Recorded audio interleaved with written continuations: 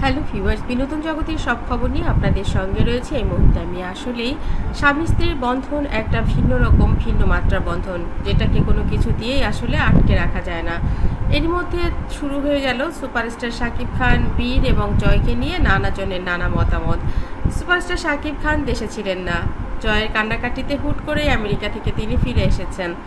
ইচ্ছে ছিল একসময় খুব বড় করেই একটা পার্টি করবেন, কিন্তু অপু বিশ্বাসও মনে মনে ভেবেছিলেন এবার হয়তো গ্র্যান্ড পার্টি হবে।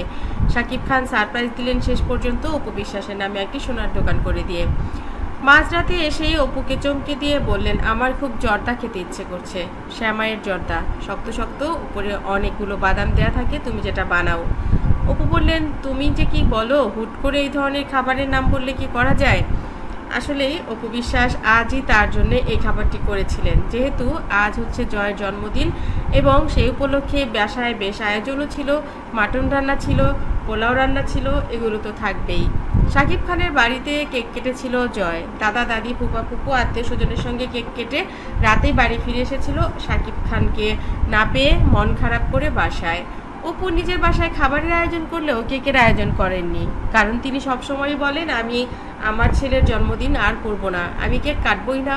যদি ওর বাবা ওর পরিবার করে তাহলে আমার আপত্তি নেই। এবারেও তার কথার ব্যত্যয় ঘটায়নি, সে কিন্তু কোনো কেকের আয়োজনই করেনি, যার জন্য আমরা দেখেছিলাম জয়ের মুখ ফাড়। অপু বিশ্বাস নিজেও একটু আড়ালে কেঁদেছিলেন, কারণ একমাত্র আদরের ভালোবাসার ছেলে বলে কথা। তাছাড়া প্রতিদিন এত এত কেক কাটতে হয় তার, বিভিন্ন জনের ব্র্যান্ড অ্যাম্বাসেডার, বিভিন্ন বুটিক শপ, বিভিন্ন কিছুর, কিন্তু নিজের ছেলের জন্মদিনে কেকটাই তিনি কাটতে পারলেন না। স্বভাবতই তার কান্না তো একটু আসবেই।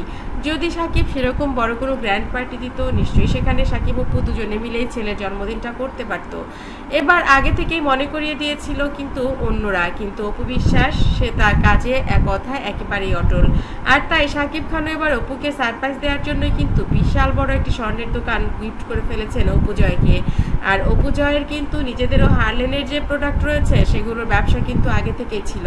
অপুর খুব ইচ্ছে ছিল একটা সোনার দোকান নিজেদের থাকুক। বন্ধুরা, প্রত্যেকটা মানুষেরই একটা নিজস্ব আইডিওলজি থাকে। অপু ছোটবেলা থেকে বাবা চাচাদের ব্যবসা করতে দেখেছে, ওর খুব ব্যবসার ইচ্ছে।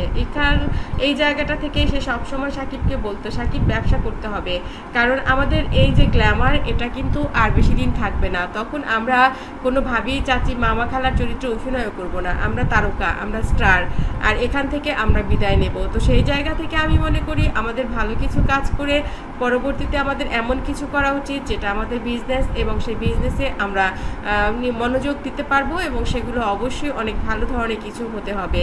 সেই জায়গা থেকেই হালাল প্রোডাক্ট বন্ধুদেরকে ভালো অথেন্টিক প্রোডাক্ট দেওয়ার জন্য কিন্তু হারলেন এর শোরুম এবং উদ্বোধন সব কিছুই তারা করেছেন। এবার কিন্তু তারা ঝুঁকে গেলেন ভিন্ন ব্যবসায়, সোনার ব্যবসায়। তো দেখাই যাক, অপু তো আসলে একজন হিরে, তার জীবনে আসলে নতুন করে কি ঘটে। আর মাঝরাতে অপুর বাড়িতে সেই সময় কিন্তু সাকিব অপু একা খাননি, সাকিব খানের মাও খেয়েছেন, কারণ এই সময়টা তারও খুব পছন্দ।